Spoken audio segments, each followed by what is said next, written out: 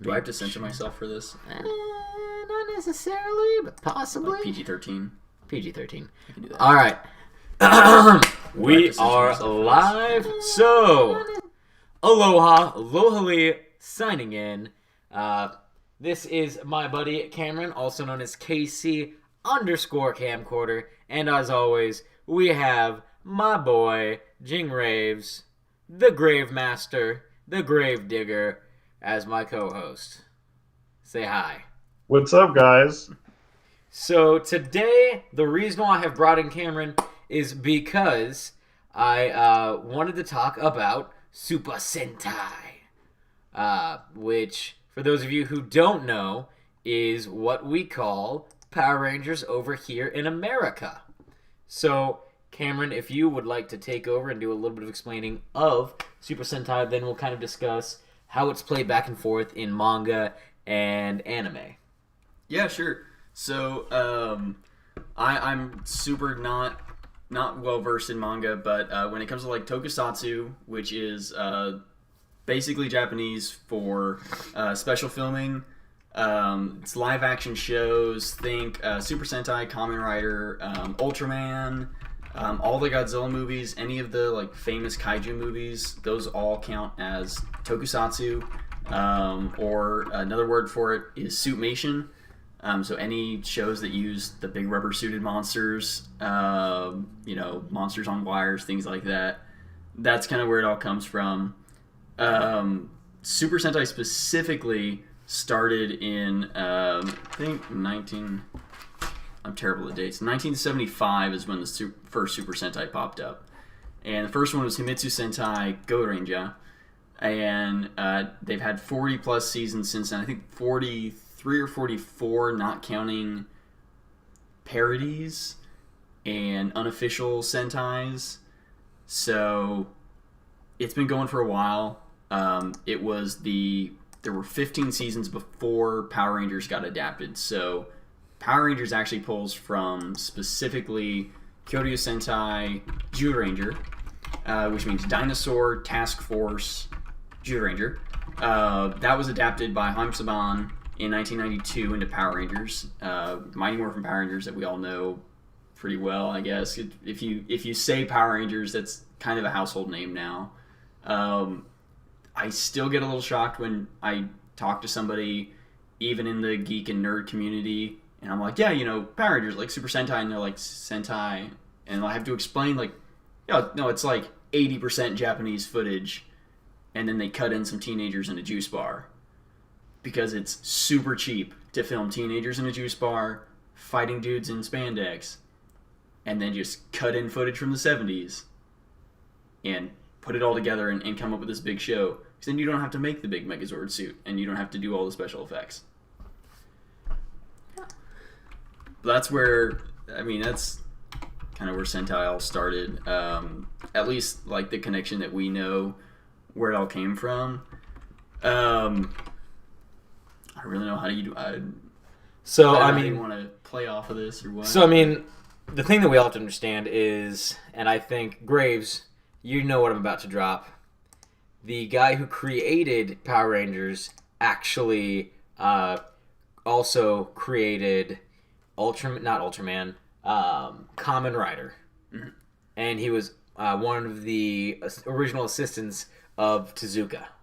Did you know that, Graves? No comment. That's going to be a no, everybody. But we've kind of seen some effects of that same fighting style, I think, in a lot of mangas. Would you say that you've seen some manga that kind of take inspiration from Kamen Rider? And a lot of them. Like what have you seen? So before we actually got onto the live stream, guys, we actually talked a little bit about Dragon Ball Z. And so Akira Toriyama actually had Dr. Slump, which, if you know anything about that, you have the Gachans. And the Gachans are actually got their name from Gamera. And then we also have Godzilla and different stuff like that. If you didn't know that, Akira Toriyama actually loved growing up with Godzilla and Gamera and that's kind of what he put into Dr. Slump. So Akira Toriyama was inspired by Godzilla. Do you think so? Cam, did Godzilla actually have any influence on Super Sentai? Or for sure. Godzilla, the original Gojira, it's credited as the first tokusatsu feature, film, show, anything. Ishiro Honda and Eiji Tsuburaya, and if you recognize the name Tsuburaya, it's because Tsuburaya Productions they're still the people who make Ultraman. They made Ultra Q originally, and then went into Ultraman, and it's gone on since then, and they still Ultraman R/B is still going. There's a few episodes on YouTube if you guys want to check it out. They put like every 5th or 6th episode, I think, subbed on YouTube for free. But Tsuburaya and Ishiro Honda threw together the original Godzilla film, and it was really unprecedented. They really didn't. There wasn't anything to build off of. There were horror movies like that. It was 1954, and they predated the B-roll movies that you see on Sci-Fi Channel. They predated. The only thing they didn't predate would be like the Universal monster movies. And that's kind of where they got inspiration. And Tokusatsu took off immediately after Gojira came out. And there's been, I think, there's like 30 Godzilla movies, 3 different eras of them. They've split them up into complete eras with Showa, Heisei, and Millennium. And they just released the first ever Godzilla animes the past 2 years. The third one comes out next year. Yeah, it was the one with the gigantic plant Godzilla, right? Yep. Godzilla Earth. Yeah. Godzilla made of plants. Yeah. So we kind of know about, what Cameron is saying. So have you gotten to read any of the like Ultraman manga or watch any of those animes? I haven't really gotten to watch any animes, but I do have the Ultraman manga. It is fantastic. I think it would be really cool if they did a Godzilla manga at some point as well. Just because I like how the mangas that they've made off of some of this stuff has actually gotten a lot better than like the American movies of them. Yeah, I mean, I would 100% agree. I mean, why do you think they haven't made a manga yet of Godzilla? Cameron, why haven't they made a manga of Godzilla? I know they make comics. They've done manga shorts. Like I think somebody's going to correct me because I'm going to be super wrong about everything, but I'm sure if I remember right, Shonen Jump has had some shorts of Godzilla in it, but they've never done a full series, and I don't know. Toho Productions that does all the Godzilla franchise are extremely protective of their properties, so it's really difficult for American creators to negotiate film rights of any kind. Hola Smokey. Keep talking, sorry. It's really hard for anybody to negotiate with Toho because they're extremely protective. So when any of the American comics come out with Godzilla properties, they have a list of, it's like half a dozen to a dozen rules that they have to follow, or they will cut your rights and you won't be allowed to use anything from the Godzilla name anymore. And that may play into it. I think they might be worried about changing their demographic, which is weird, but I know they've worried about that with the comics before. I don't know. I don't know enough about the culture of manga creators to know why there would be a specific reason, but Toho and their lawyers, that would be a big reason, I would think. I mean, Toho, it'd be interesting to see a showdown between Toho and Shueisha. Who do you think would win between those two? Oh, the original owner, for real. Well, I'm just saying, if we pit Toho and Shueisha in a room together, just their lawyers. Which lawyers do you think are more vicious and petty? Both. It's true. They're all very petty. I mean, but with that though, I think because I'm pretty sure Kamen Rider is higher on the list of people's favorites in Japan than Ultraman, and I think that's why they started with Ultraman. They knew it would be easier to get, and they wanted to kind of test the waters and see how it would go from there. Um, like I said, though, the manga for it is fantastic. I think they've went on a little hiatus currently, but in the last volume I read, I believe it was volume 10, they just showed, I think, 8 of the Ultramen altogether, which was nice, amazing. Okay, so let's see. Maskio J asked about Guyver. The Guyver. I am not well versed in Guyver, but you know what Guyver is. I do know what Guyver is. Specifically, the films from I think the 80s. I think there were 2. It's tokusatsu. The films, at least, are tokusatsu. It has an anime, Guyver Bio Booster, and it has a manga that was original that I haven't read, but it's very much influenced by Kamen Rider and Skullman, and a lot of the darker, grittier Toku Hero series.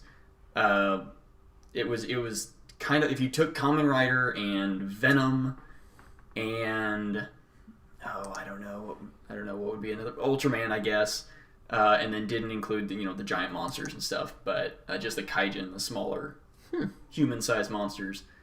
It's been a while since I've touched any Guyver stuff, but that's definitely another.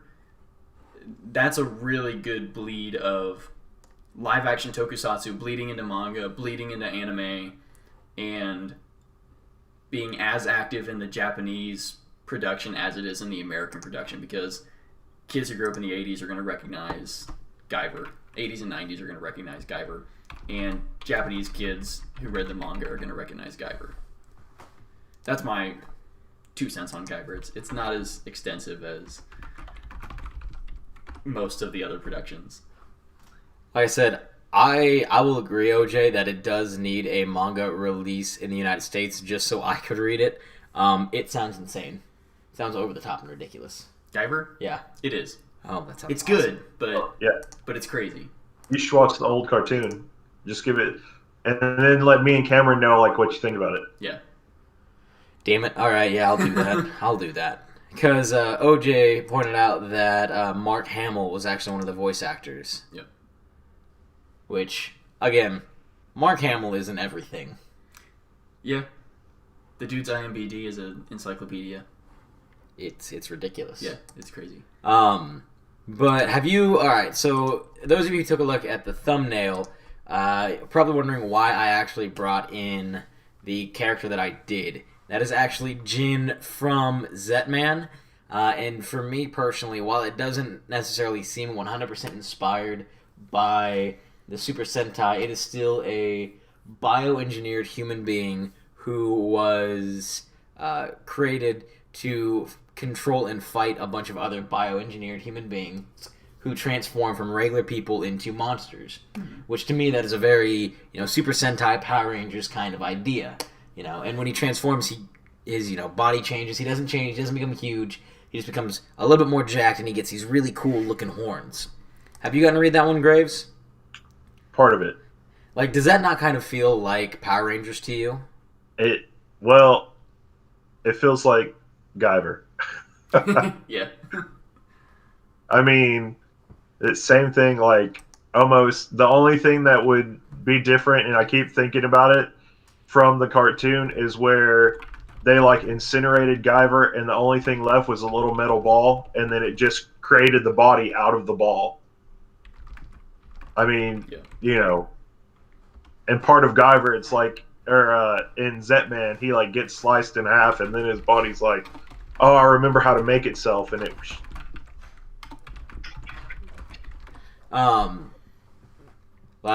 If it's like Venom, it's just like ridiculous. if Venom took over a Kamen Rider. I think just Power Rangers is so intertwined with manga right now, and especially with the origins that it has working with Tezuka, that it's almost impossible not to see the influences in a bunch of different genres. Like, one, they're over-the-top characters. Two, they have very dark backstories. And honestly, the difference between Super Sentai and Power Rangers, from what Cameron was telling me, is the fact that Super Sentai, the storylines are actually a lot darker than the American ones. Yeah, and they're usually more intense and in-depth, and they have better character development. And that's all part of... It's really hard to pull together a story from cut footage. And, you know, it's a testament that Power Rangers have been able to do it for 25 years and still be a major franchise on the world stage, because they don't have...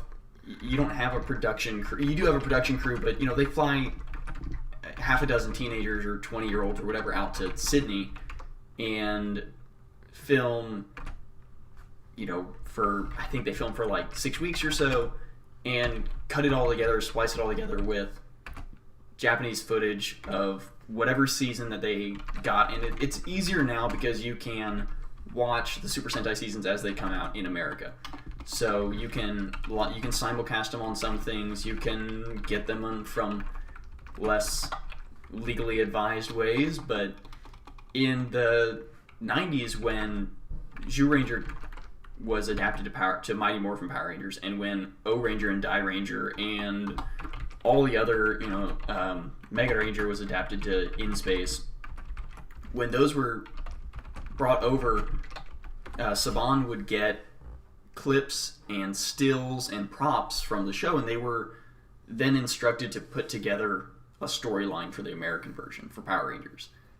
And it resulted in some weird lost in translation stuff. So in Power Rangers In Space, which is the first Ranger season I remember watching, it's Power Rangers In Space. It's obviously meant to be space themed. It's adapted from Mega Ranger. Mega Ranger is all computer themed. It's all cyberspace. It's all Gold Ranger from Zeo. Yeah, Zeo. Zeo's at O-Ranger. Yeah, and that's Gold Ranger from Zeo is pretty badass. Sorry, OJ is saying. Side note, Gold Ranger from Zeo is epic. I don't know. My favorite was Rocky from the OG series, the Red Ranger. Oh, the second Red Ranger, yeah. Second Red Ranger. In order of popularity, it goes. Nobody likes Rocky. No one. Nobody likes. Like, the fandom is avidly against Rocky. It's because Rocky's a terrible character. Yeah, well, he's between Rocky and Justin in Power Rangers Turbo, they decided it would be a good idea to relate better to kids to have a child actor play the Blue Ranger, which meant you had a morphing sequence where a little kid, an actual little kid, not a 30-year-old playing a little kid, morphs and his body grows and he's in the full suit, and then the suit actor's obviously a grown man, and they go back to the Car Ranger footage, and it like ticked a bunch of people off, and it threw a bunch of people off. People still to this day are like, Turbo's the worst season because of Justin. Poor Justin. And the Sentai did it too in Die Ranger, which is where the White Ranger costume is from. The White Ranger was a little kid in the Sentai. Kiba. He was a little kid, and you won't notice it until you watch some of the Zord footage, and you're like, oh, that's a little kid driving a giant metal tiger, and that's why it looks weird, and he's like lumbering all over the place, and he doesn't know what he's doing. Because he's lumbering all over the place. He's a 10-year-old piloting a giant robot white tiger. Of course, he doesn't know how to drive it. And, it's just, there's a lot of little weird intricacies and lost in translation things. I don't know if that would have happened if they had just subbed it or dubbed it like with Ultraman. Because with Ultraman and with Guyver and with probably every other... I can't think of another tokusatsu property that has been adapted to the degree that Power Rangers had, that Sentai has been into Power Rangers. Because everything else, for the most part, was either dubbed or subbed and then released in the world. Power Rangers is the only one I think that was made in that way. I could be wrong, but I guess they did a few. Saban also, they adapted Kamen Rider Black RX into Masked Rider, which had a crossover in like Power Rangers, Mighty Morphin Power Rangers season 2 or 3, flopped. Nobody liked it. It didn't catch on like Power Rangers did. Then they did VR Troopers. It was an adaptation of Space Sheriff Scheider? Scheider? Shaider? Not going to be able to say that right. And Big Bad Beetleborgs, that most people probably remember. That one made it for a few more seasons, but that was from Metal Heroes B-Fighter Kabuto, which is also a really good Toku production. If anybody wants to watch B-Fighter Kabuto, it's mounds better than Big Bad Beetleborgs, even though, as my throat cracks, it's mounds better than Beetleborgs. As you hit puberty for the as second I hit time. puberty for the second or third time, yeah. So I'm not actually 17. So Graves, do you have any like manga in your collection right now that you would consider close to, inspired by, or related to Power Rangers? Yes. What do you got? Junk, Record of a Last Hero.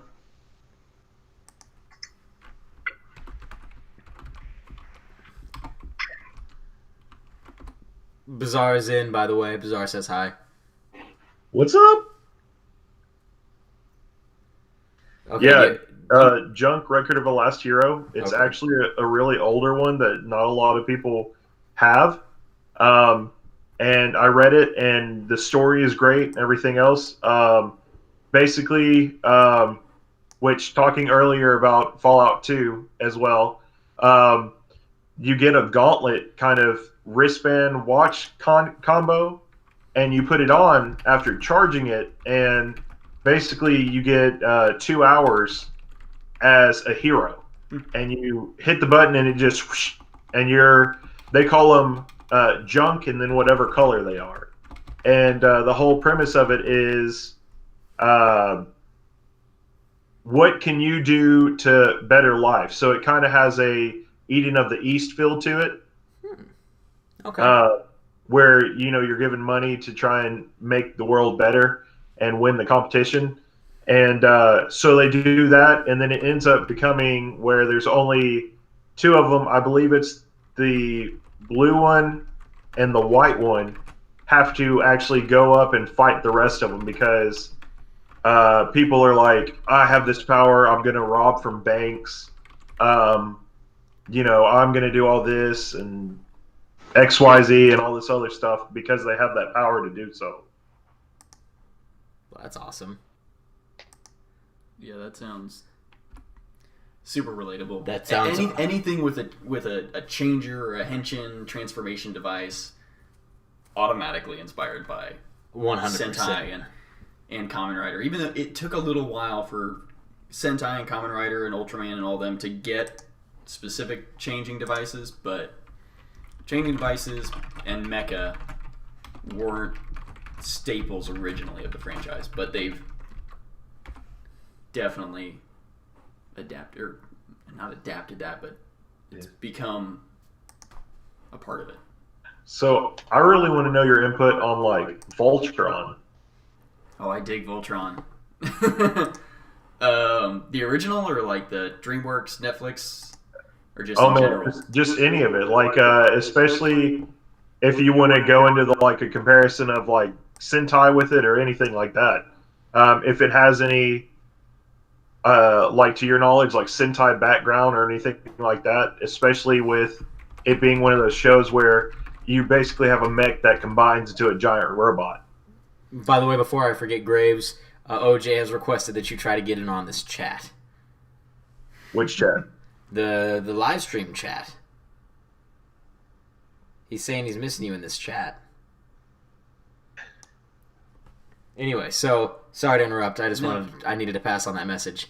You two keep talking. I'm gonna see if I have anything that is close to a Sentai inspired transformation in my collection really quick. I don't think I do. And so I'm completely burnt out on that one. I apologize, guys. No. I'm out. With Voltron, I don't know really anything about the original production team of Voltron. I imagine there's probably some bleed over with somebody from Subaraya or somebody from somebody that had some connection to Ishinomura, who worked on Cyborg 009 and Kamen Rider and Super Sentai in the 70s.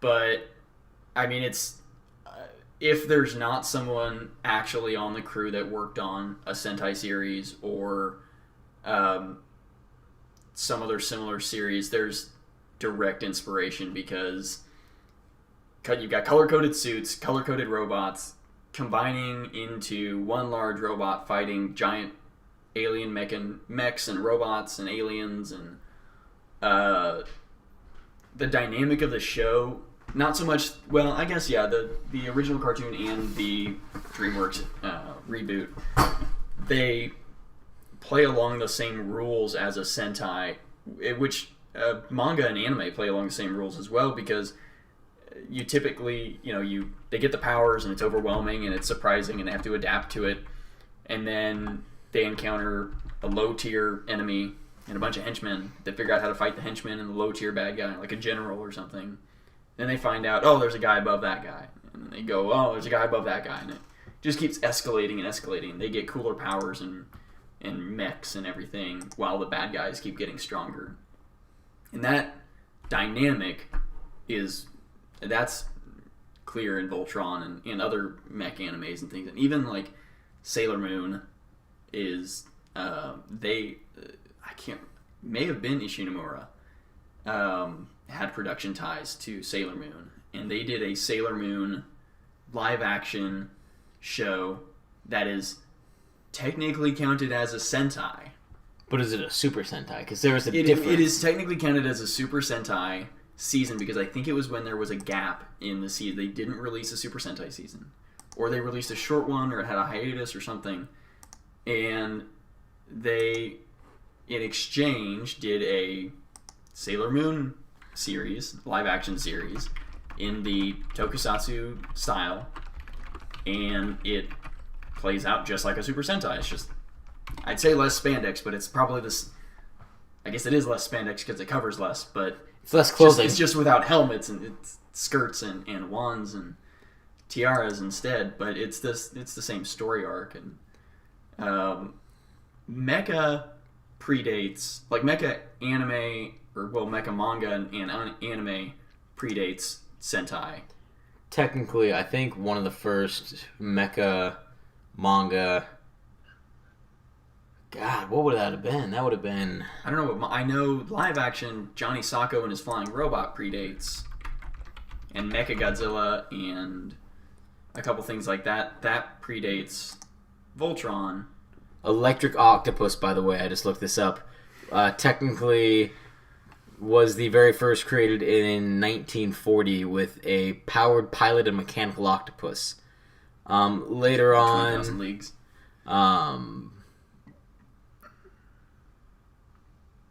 Let's see. It looks like, again, everything. 1940. Yeah, 1940 was the very first, and then obviously Tezuka came along and just did everything else. And rolled with it. Gundam. Yeah, Gundam. I don't know when the original Gundam, the first Gundam manga would have been. That's another one that I'm not. I got, in high school, I got big into Gunpla and building Gundam models, and I watched a few of the films, but I didn't really get into the anime, and I have never dived into the manga. That's another.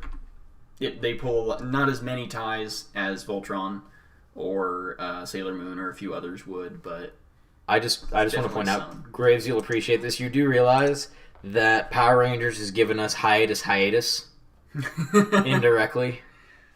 I quit. Think about it. If Power Rangers helped inspire Sailor Moon and a Sailor Moon, and Tagashi is married to Sailor Moon's mangaka, and the part of the reason why I take so many breaks is because they're both so stinking rich. No. Power Rangers is what is currently fueling Hunter x Hunter's breaks. Hunter x Hunter is tied in to Power Rangers. That's It's all horrible. connected. It's everything the world that we knew is a lie. It's all connected. That's the weird thing with you get into tokusatsu and Power Rangers and stuff, because you start realizing like, oh, it's got all these ties to manga, it's got all these ties to Marvel Studios and Stan Lee, and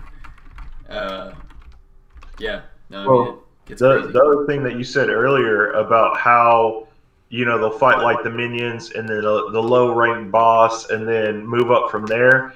I mean, that's actually a thing that we have in a lot of manga where they do go after a smaller guy and then they get bigger. I mean, like we talked about earlier with Dragon Ball Z, I mean, Pokemon does the same. I mean, everything has a little thing where you start out with the smallest guys and then you work your way all the way up to the big boss guy. I mean, Naruto did it. One Piece did it. I mean, basically any battle manga that we have or anything like that all has that premise behind it. Yeah, for sure. There's also somebody here in America who's trying to recreate and capture that magic of Oh, yeah. So I've recently, as I've kind of had a little bit more free time as I finish up school and can get into cosplaying and venturing into Comic-Cons a little bit more and devoting more time to the fandom, I've really gotten into indie tokusatsu projects. So, Common Ramen Studios on YouTube has done a handful of indie projects. They did a Power Ranger fan film that won the fan film contest at Power Morphicon in Anaheim, California, which is the largest Power Ranger convention in the world right now.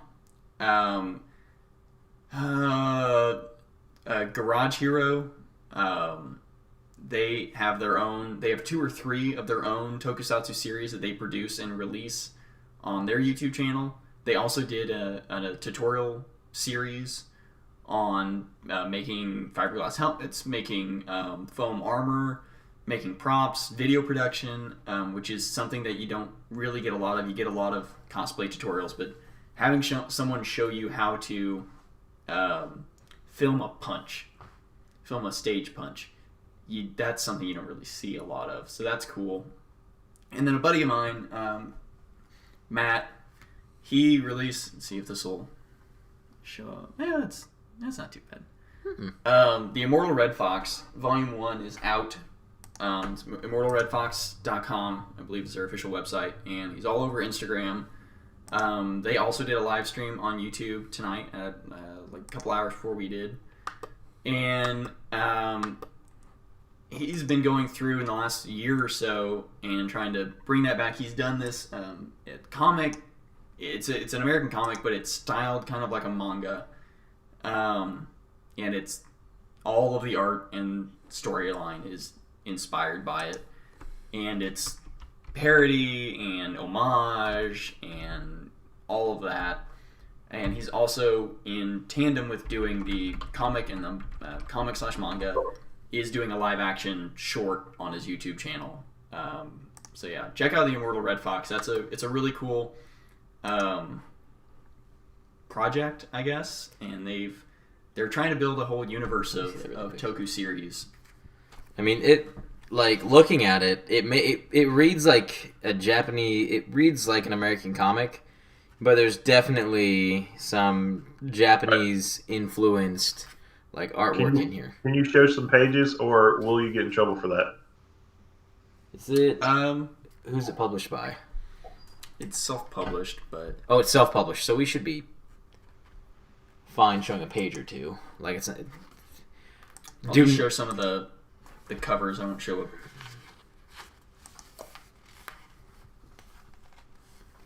There we go. Yep, it's right there. Yeah. Like, it looks very, very. And then here I'll cover up the words. Not the words. Anything but the words. But the style is manga as it's manga inspired, and then it reads left to right like an American comic. So are they looking for people to like act in it, or do they already have their actors? I think they've got their actors. Oh, so what you're saying is they're not looking for you? No, they're not looking. I know they're not looking for me. You sure? Yeah, no. I've got my own project in the works, but it's super early stage because I've got so much going on. I'm sensing you're going to come back and tell us about that project. Hopefully. Immortal Red Fox is helping me with it. They're throwing back some ideas with me, and I'm kind of trying to figure it out. I got some concept sketches down, but it'll be Toku inspired. Just a comic. I'm not going to do live action stuff, but yeah, there's something there. I did a Godzilla Power Ranger cosplay for Godzilla Fest in Chicago this past year, and which is it's on my Instagram, KC Camcorder, and that was fun. It was really well received at G-Fest. Anywhere else I went, it was kind of, oh, what Power Ranger are you? Or I don't get the reference, and it was like, it's okay. You don't have to get the reference. I look cool. Yeah, everybody thought it looked cool. It was from some fan art from Rider Boy on DeviantArt from like 2008, and I've been fanboying over it for 10 years now, and finally shot him a message about a year ago now, and said, hey, I'd love to make a suit of this. I'd love to bring it to life, and if I could get your help with some extra sketches and get some permission. And he was like, yeah, no, go for it, absolutely. And I had a guy help me 3D print. I had a guy commissioned a guy to 3D design the helmet, 3D sculpt it, and then I had a local guy here in KC, Buster Props, printed the helmet for me, and then I finished it. I made the foam armor, and hopefully in the next month I'll be getting the spandex suit. Spandex. The actual spandex. Yeah, I will be wearing spandex. I'm almost in spandex shape. Did you have somebody like commission the spandex for you? I'm going to. I have a Decam. I'm probably gonna have Decam Mexican make it. Suits are so expensive. I know. They're like $300. Yeah. No, $300 is a cheap suit. $300 is a cheap helmet. That's why I finished mine and didn't have somebody finished it for me. Yeah, the suits run expensive. Deca Mexican's another guy to check out if you guys are into Power Rangers. He's making his own Sentai / Power Rangers. He's doing the musical based one. He's doing the musical based one, the Jamingers, and he's got 3 of the suits finished now, 2 of the helmets, and he's got all his actors lined up. They're gonna start. I think they're gonna try and release the first episode or 2 in January. That might be too soon. That seems really soon. If he only has 3 out of the 5 suits. Oh, but he makes like a suit in a week. It's ridiculous. Yeah, and he sews it all himself. He does commissions. I don't know if he started it, but he really pushed the Ranger Fit movement in the Ranger cosplay community to try and get people active and fit with the encouragement of like working out like a Power Ranger. And there's like T-shirts that say like Ranger Fit, like train like you're trying to be a Power Ranger, trying out for the Power Rangers. Like yeah, it's nerdy stuff, but I mean, you're talking to a man over on that side of the camera who has 4,000, 5,000, 10,000 manga, and another guy who has 300 manga. Yeah, I don't understand nerdy stuff. Yeah, no, it's. I definitely don't have my own live stream talking about manga and anime. That would be ridiculously nerdy. It'd be too much. That'd be over the top. Just over the top. So, what other kind of things has... Oh, wait. We got to go back to that. So, and Amaskio J will get this because he actually asked me about it whenever you do a cosplay of anything and you mix two things together, I mean, I'm like a big fan of those. There's one where it's the Tron suit and Spider-Man, um, Beetlejuice, and Jack from Nightmare Before Christmas. So a Sentai suit with a Godzilla theme to it. I mean, that's just plain awesome. So, And there's a whole Writer Boy did a whole set. He did, I think, 5 or 6 Rangers. Godzilla, Baragon, Rodan, Mechagodzilla, Mogira, Anguirus, or Anguillus. Crap, what's the other one? And Manda. Yeah, and he did all those. I think he was technically commissioned by somebody else. I'm not going to name because we don't get along. But then he went back years later and wanted to change the design, and he hasn't done anything with it since. So you're free to do what you so want. So my version is, well, I can't copyright infringe. It's no. I'm making a we're cosplay. gonna call him Steve. We're gonna call him Steve. Steve. Yeah, Steve. Steve's a great guy sometimes, and I appreciate him for coming up with the concept or pushing forward the concept of a Godzilla kaiju Sentai team. But commissioning an artist and working with an artist to come up with designs and then backtracking and going, actually, I don't like those designs. Don't do anything with those. And telling people not to. Yeah, I don't know. It's a little disrespectful to the artist. I totally understand that. You know, because I had we never got off the ground. It was a small business for board games. And I actually commissioned one of my friend's brothers to do art for some playing cards that we were going to have. And he was like, I can't read it. It says, we'll finish your story and then we're going to answer who is the best, who is Power Ranger best girl. Oh, gosh. I'm asking Jay. Can't believe you. But so I was like, hey, just do like 8 different designs. I don't care what they are, just different colors, all this other stuff. And he was like, I want $60 a piece of art. And I was like, but you're not a big name person or anything. I was like, I'm a small company. There's no way I can do that. And I mean, he put all this different stuff into it. I was like, I'll give you the freedom, whatever you want to do. I was like, even your crappiest piece of art, I'll take it. So that was kind of the whole thing with that. And I had the whole file and I just went home and I deleted it because I was like, I'm not paying for this. And, you know, I don't want to get in trouble for anything. So I was just like, screw it. Yeah. Well, that's the, you know, it's better to not do anything with it if you can't, you know, work. If it doesn't work out, it's easier to just not do anything than to leave it there and let it kind of out into the public, and then other people start doing stuff with it and have that risk there. Right. But also, you know, the artist and I get along fine. Writer Boy's the artist. He and I are friends on Facebook. We chat whenever I start working on the cosplay again. I've always got his input. And the concept creator, I think he wrote a short web comic on DeviantArt that I think may have gotten a full first issue. I don't know if they ever officially finished it. It was back in like 2008, 2010, so it's a little fuzzy. But he and I don't get along with the artist, and I do, so I was like, it's fine if I use the art for inspiration. But yeah. So, all right, who was your best girl? We have to answer this question. Graves, who was your best girl from Power Rangers? I actually don't have one. See, that's the thing is, OJ, you know I my only rule, know like OJ. 4 of them. I don't do best girls, OJ. I also don't do best boys. I believe that all characters are best boys and girls. I don't know. Unless they're- I feel like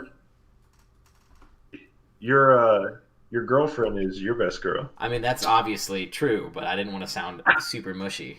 But is she a Power Ranger? No, she's not a Power Ranger. Yet. I mean, her hair is blue. Her hair is blue. That's a sign. It's a sign. Does she always wear one color? Yes. That's how you find out if somebody's a Power Ranger. They always wear the same color. She just dyed her hair blue tonight.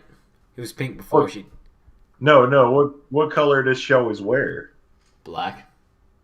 Oh. So she's narrows that down. So she's one of those Rangers. Okay. She's one of those Rangers.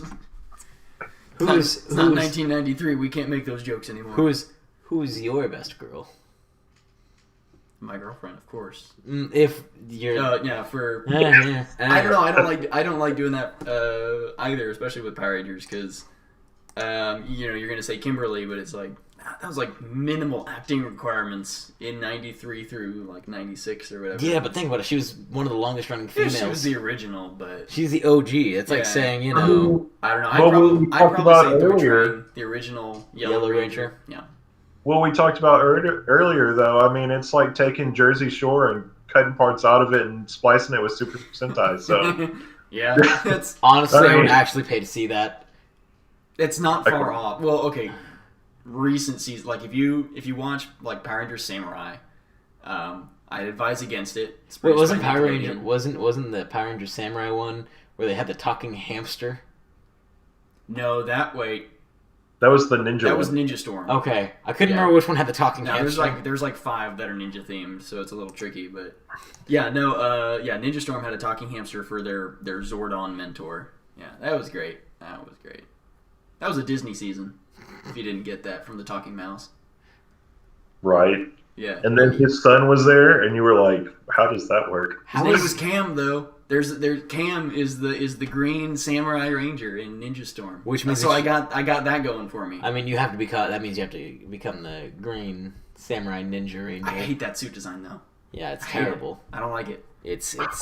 And then it's got the helmet that flips around. Yeah, it's cool, but it's a cool concept. It doesn't look. I don't know, because you can't make an actual helmet that flips around. It doesn't. Right. Physics of it Samurai was a Samurai Ranger Ninja Storm. Mm-hmm. Yeah, Cameron Watanabe. It looks perfectly fine. It doesn't look the worst. It looks like somebody took the original Green Ranger suit and was like, throw a shuriken on the face. And some shoulder pads. The original Green Ranger suit had shoulder pads. It had the I just want to point out that the Red Ranger's weapon totally looks like a banjo. Oh, wait. Is that from... That's from a movie still. That might actually be a banjo. What? No, actually I take that back. I don't know. Hurricaneger is the Sentai that Ninja Storm was adapted from. It's a weird season. That's just strange. Yeah. No, so a lot of the Sentai adaptations, so I'm trying to think of one that's really weird that we adapted. Power Rangers RPM. It's one of the most serious. It's based in a post-apocalyptic Earth. Everyone lives in a dome. A computer virus has wiped out humanity. It's Mad Max meets Power Rangers, and it's great, and you should watch it. Everyone, I always suggest, no matter what, if you hate Power Rangers, you should watch RPM. They're self-aware. They make fun of the spandex. They make fun of the random explosions. They make fun of the Megazords have googly eyes, and they know it, and they call it out, and it's great because it's based off of Go Under. And Go Under is a super goofy, not legit, or it is a legit season, but it's not serious in the slightest. And they handed that to, I can't remember I don't know the director and producer's names for that season, but they handed that to the production crew and said, this is what you have to work with this year. We don't want to skip a year. We don't want to pull one from the 70s. Make a Power Rangers season. By the way, this is the last year that you guys are working on it. And they were like, okay, screw it. Mad Max meets Power Rangers, and we're going to make it work. And it probably had more original U.S. footage than most seasons. That's but it's great. So what's your favorite Megazord? The Astro Mega Ship from Power Rangers in Space. It's the only Megazord that I still have. I sold all my other ones. Why? Because I'm a broke college kid. And I got good money for some of them. I had every Megazord from Mighty Morphin to... I'm not gonna lie, the Astro Megazord looks almost exactly like the Voltron guy. Yeah, that's why I like it. God, It turns into a UFO. How can you not like it? It's great. Graves, do you have a favorite Zord? Because I know that mine was the random, the T-Rex, the most useless Zord ever. Oh, the solo Oh, T-Rex? the red one? Yeah, the red T-Rex from the OG series. Yeah, by just itself. like, let me...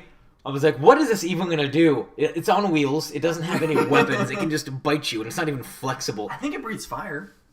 Once. Maybe Once. once. Probably more in the Sentai. But the worst part is... But wasn't his tail like a drill too, though? No, that was the Dragon Zord. Yeah, the Dragon Zord could fly. The Dragon Zord could breathe fire. The Dragon Zord was Mechagodzilla with a green paint job. And that's what it was. Like, they were like, oh, man. You're like, oh, man, the T-Rex is cool looking. Yeah. But then suddenly out of nowhere, the Dragon Zord... The Dragon Zord just pulls some major BS. And it's like, guess what, boys? Because it's OP. The Green Ranger, because Jason David Frank is OP. He's he's 5 different Power Rangers. Tommy Oliver. The only one who's been close to as many Power Rangers. Has he been the most? He's been the most. Who's been the second most?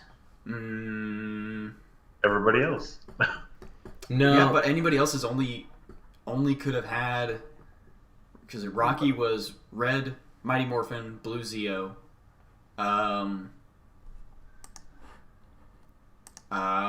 The green Turbo Ranger was then, well, let's see. Yeah, green Turbo Ranger was black In Space Ranger. Everyone else has only had 2. At most, I think. Kimberly, oh no. Kimberly was only, Cat was, okay, here it is. Cat was Mighty Morphin Pink, Turbo, or Mighty Morphin Pink, Zeo Pink, and Turbo Pink. So Cat has 3. I'd only count those as one though, because she never changed colors. She didn't change color. That's true. She had 3 different power sets, and from 3 different seasons of Tommy Sentai. Tommy had like 12. Tommy was green in Mighty Morphin, white in Mighty Morphin, red Zeo. Wasn't he? Then red Zeo, then red Turbo. Then in Turbo he transitioned. Then he came back as Black Dino Thunder. You're in like 07. And when he also, I mean, he wasn't a ranger, but wasn't he the mentor for the ninja one? For Dino Thunder. He was the mentor and Black Ranger for Dino Thunder. That is such a ripoff of his original White Ranger design. Look at the white Dino Thunder Ranger. So in Dino Thunder, because they had Tommy Oliver back. Oh God, no! I lied. They basically replayed the Green Ranger saga in Dino Thunder with the white Dragon Ranger was evil, became good, and went green. No, he didn't go green. He stayed the same suit, but the suit looks super similar. It's I think there was like one thing different about it, like the visor was a different color, or yeah, something like that. Like it was hardly any change at all. Yeah, they put a silver stripe on the visor in Dino Thunder and called it good. I don't even know if they gave a reason. I know they did in the episode, but I don't know if anybody ever gave a reason for why they put a silver stripe on it. And then I wonder if it is something that was like fake, like, oh, he dropped his helmet walking on the set, and they're like, hey man, we gotta use a piece of duct tape to cover it up. Yeah, I can see that. That makes sense. Just like an impromptu, like, oh crap, like we got a scuff mark on the helmet in the suitcase. Gotta fix that. Put a right. take And a then paint over it. Writers, we have to put this in the storyline now. He has a silver Power Power Rangers. They don't have to put anything in the storyline. There's welcome Power Rangers. There is no storyline. They don't have to answer anything. Dino Thunder Ranger. I'm just It looking at all the. it always makes me think about with like whenever somebody like writes a language or whatever for anything, you know, the guy that does it for like Game of Thrones and stuff, Yeah. and then randomly say one word, and he's like, I got to go back and change the whole language now. Was the long red one the one that transformed into its own Zord? Which one? The long red. Oh yeah, the red Thunder Dragon Zord. Yes. Thunder Dragon Thunder Zord. Yeah. Thunder. Like season 3 of Mighty Morphin. Yeah. Yeah, that was the red Thunder. Super red Thunder Dragon. Super mega red. Oh Dragon yeah, Thunder you Zord. did it. You did ask me mine. The one where they were like animals or whatever. The one where they were animals. Wouldn't that have been season 2 of... Well, it could be Jungle Fury. Was it Jungle Fury? Was it I have no recent? idea. Not recent, but it was like not 90s. Yeah, like the red one was like a lion, and there was like a little white tiger, and Oh, Wild Force.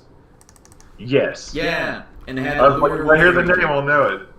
And then they had their enemy that was the wolf guy. He's like, you need 5 Zords to put together. I only need 3. Yeah. He's like, Yeah, surprise. he had the wolf and the crocodile and the hammerhead shark. Yeah, and it was just random. You were like, the hell? Yeah. Yeah, they're just like, suddenly this werewolf man.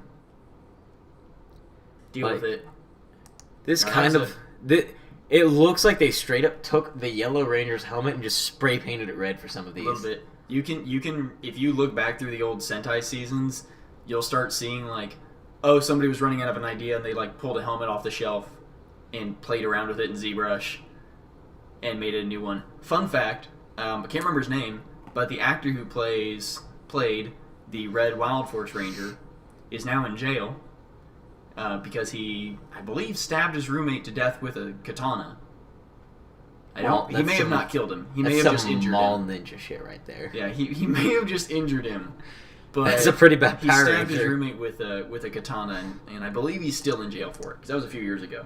They should be like, we're going to let you out of jail just to do another season, and then you're going to Yeah. go back, okay?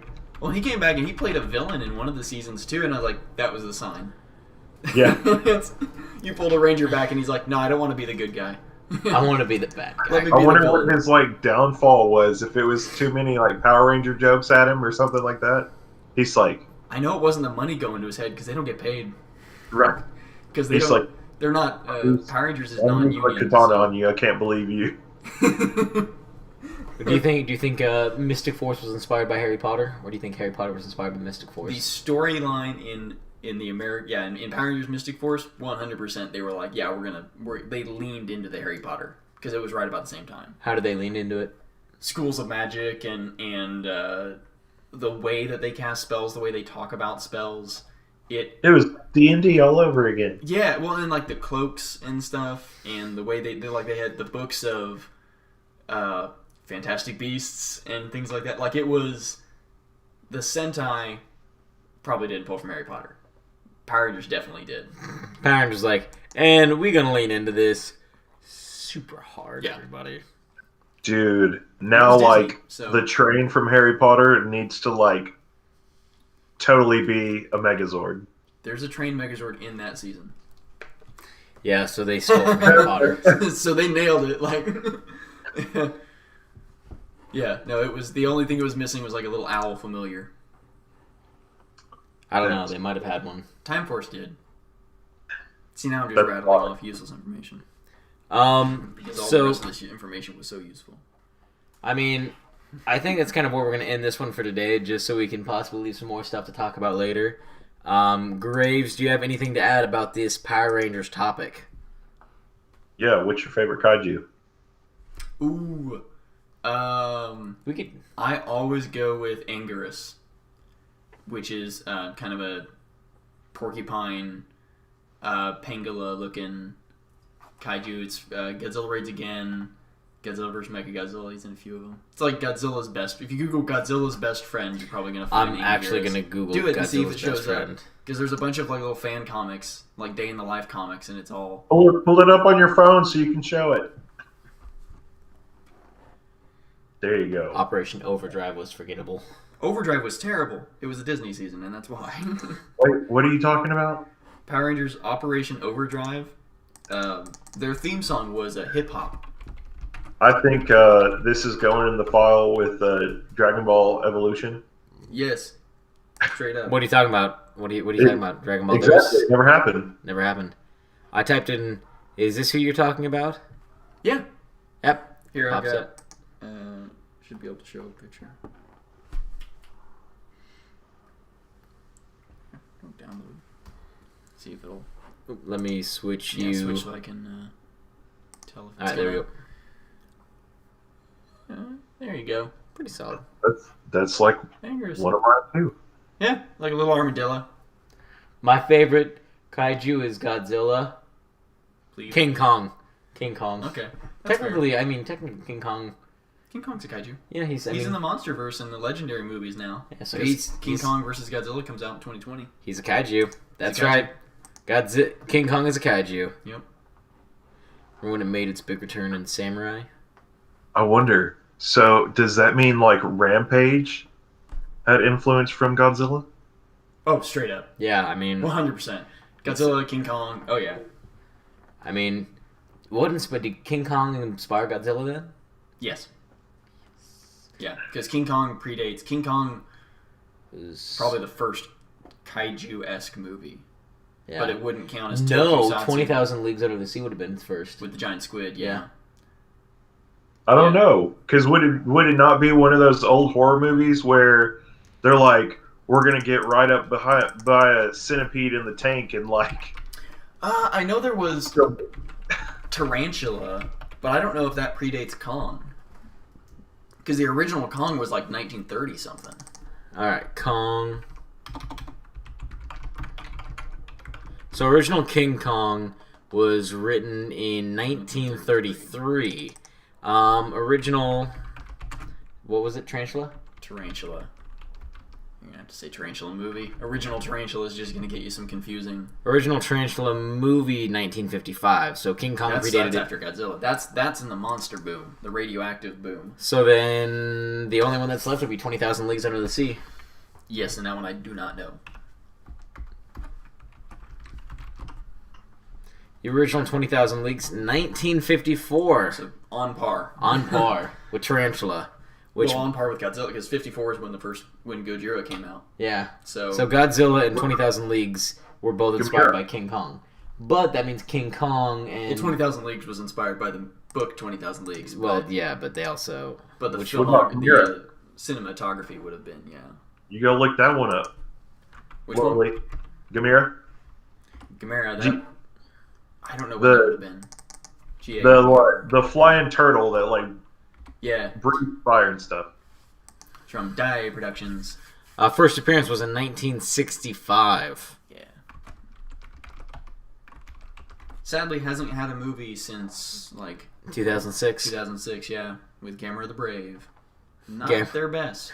Well, Gamera, Guardian of the Universe is great. I have it on VHS. Gamera the Giant Monster. Gamera versus... Gamera Super Monster. Gamera Guardian of the Guardian Universe. of the Universe, yep. That's the Guardian of the Universe, and then Gamera 2, Attack of Legion, and Gamera 3, Revenge of Iris. Those are the three best Gamera movies. Hands down. What about Gamera the Brave, where he looks like a Teenage Mutant Ninja Turtle? It's hands down those first three that I named. Gamera the Brave is a good movie. Not the best. Not my best. Not my favorite. It's just really interesting. I'd actually like to do a full episode dedicated to Godzilla and King Kong. Yeah. The funny thing is, well, I was trying to think if I just raised my laptop up, if you would be able to see it, but I have Godzilla and King Kong up there. Let me see. And Pop. Where? Oh, you have the pops? Yeah. I dig it. Yeah. Okay. Alright. I see also have Soul King Brook. Oddly enough, I don't have the Godzilla or Kong pops. How do you not have the Godzilla pop? I just don't. There's so many variations I've never been able to narrow down, like, I want this one. The OG. You want the OG. No, I kind of want one of the like the SDCC exclusive or New York Comic Con exclusive or something, you know. He wants the one with the blue or the red, Yeah, like the Flaming Where he- Godzilla variant or something. where he's powering up to do his blast. Yeah, The laser tail. yeah. I'm not gonna lie though, in the new Godzilla movie, all that I want to see... Shin Godzilla? Oh, you mean... No, I'm talking about the new American American one. one with Bryan Cranston. Bryan Cranston's the main character. He died in the first 20 I was minutes. going to say he's dead.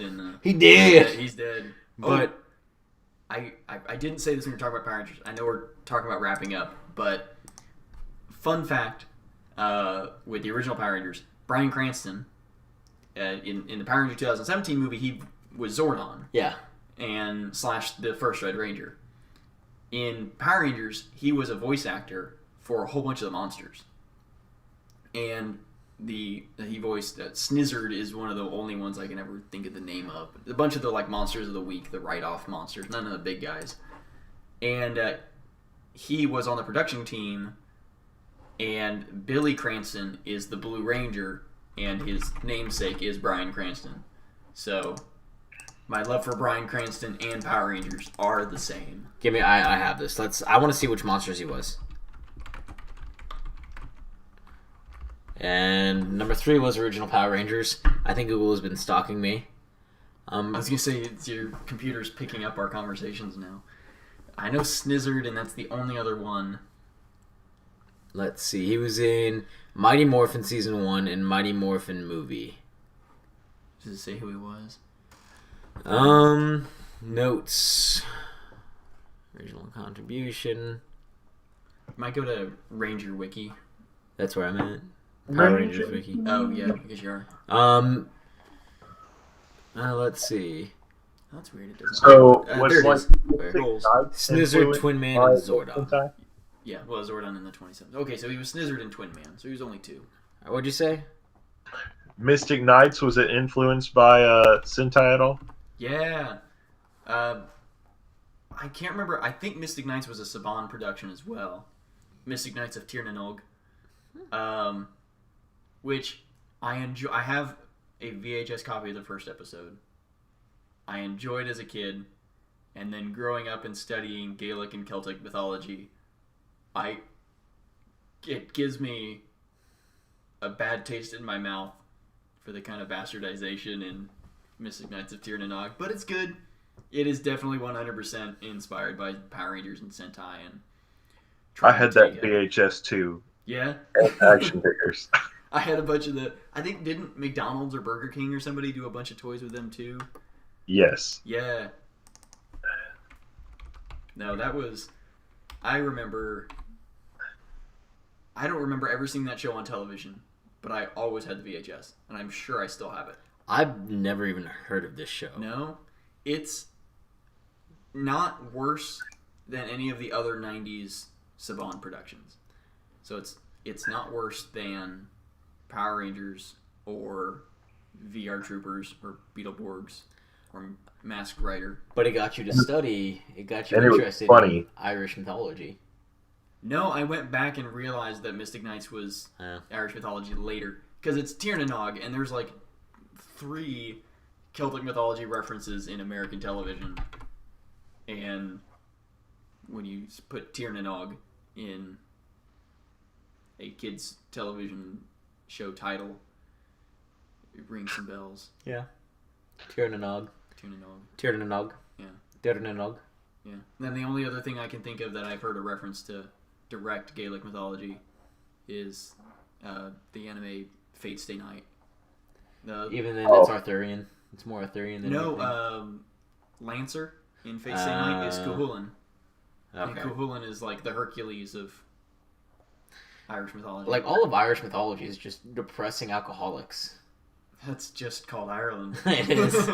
That's why we're proud. Drink it. There's actually one more thing I've seen that actually goes into Irish mythology. And it's, I can't remember. I think it's called The Song of the Sea. And it's on Netflix. And it's about a little girl who's a Selkie. And they took her cloak. You never take a Selkie's cloak. No. It just generally don't mess with Selkies. Yeah, it looks like it's a full movie. Now I have to check it out. Yeah. Song of the Sea. It's got actually pretty decent ratings. Jesus. Now I know what I'm watching when I go home. I'm gonna watch it here. Good. And then I guess it might have some Irish influence in it. I think it's more on the Celtic side though, is Hilda. The cartoon, the recent one? Yes. Yeah, definitely. My girlfriend just binged it, and as we were watching a handful of it, I was like, oh yeah, like a lot of this is ringing Oh a man, bell. Blue so hair, good. blue hair girl, elves and giants. Yeah, definitely. Yeah, a That's- bunch of the little creatures and Gaelic stuff. and- It's that's Celtic A lot and- of it is Yeah. I mean pre-Roman Britain. the Midnight Giant, the Midnight Giant and the Hidden People. Yeah, that's Irish. Like the Hidden People Anything with hidden people is Irish. Probably Irish. Irish. I mean, that's leprechauns. That is straight. And leprechauns were dicks. straight up Fey. Like the Fae were jerks. Yeah. Well, they got driven into the mounds by the Romans. I mean, That's the thing is like the way that was like the Fae was a rationalization for the Irish treating the English and Romans terribly, because they're like, no, it was the Fae, it was the fairy. They're like, it was the It Fae. wasn't the fairy. It was a fairy. It was It was a the fairy, trick. lad. Lad, it was And the then fairy. Yeah, and then they're like, no, you can't have guns. And they're like, that's fine. This is just my walking stick. That's a shillelagh. I love the Irish. The Irish are like, oh, you're gonna mess with us. You want to do that? You want to do that, Rome? Bring it on. And then the English came Preaching to along. death with my walking stick. And then the English came along and they were like, the Irish were like, oh, you want to do this again? We'll be oppressed for 500 years, but we'll still beat the crap out of you when you come by. And look at this, Ireland's winning compared to England right now with Brexit. Oh yeah, Right. yeah. Ireland's like even Northern No, they're, Ireland like, and cashing in Ireland. more than they have since nail bombs. Ireland and Northern Ireland are both just sitting there like, hey guys, so remember how we have this whole treaty and the only reason why we have it is because of the border between us being completely open? Mm-hmm. Yeah, if you close that again, England, shit going down. Anyway, It's good times. yeah, we'll wrap it up. Graves, if you want to do your normal good night and goodbye. Well, guys, thanks for being here. I'm Jen Graves, and I will catch you guys later. Cameron. Thanks for watching. Yeah, I'm Cameron Lee, KC Camcorder on Instagram. Thanks for having me on. I really enjoyed it. Look forward to coming back. Right. I hope you come back. And Definitely. oh, he will. We're gonna have a whole Godzilla. I now have a Godzilla dedicated episode planned out somewhere in the future. I don't know where yet, but it's gonna be Hey, there. we should do a whole Godzilla King Kong episode, and we all have to talk it with Irish accents. Lad, y'all I'm are gonna gonna lose. That's my specialty right there. I'm gonna need I'll a win. Guinness for that one. We'll win. I'll pull up like a thing. Guinness. That tar. You're gonna get that black tar. You gotta get the tar. I'm gonna get the tar. Damn. But anyway, lads. I'll do it. I'll do My that. grandmother's gonna spin in her grave. I'll do this whole episode. My grandma will spin in her grave too. I can say that now because she's dead. May God rest her soul. Yeah. Anyway, as always, thank you guys for tuning in to this very special episode of the Manga Club, hosted by me, Loha Lee, along with your boy Gene Graves and KC Camcorder. Stay tuned for next episode. I have no idea what it's going to be yet, unlike what I had an idea for this one. And I'm also going to be adding times where it is going to be one on a Wednesday, and then the next week is going to be on a Saturday, and we're going to alternate it through and through. That way we can get both the American and the across the seas audiences in on this. So for everyone, new and old subscribers, new friends, welcome and welcome back. And it's your boy Loha Lee, signing out as he presses the stop stream.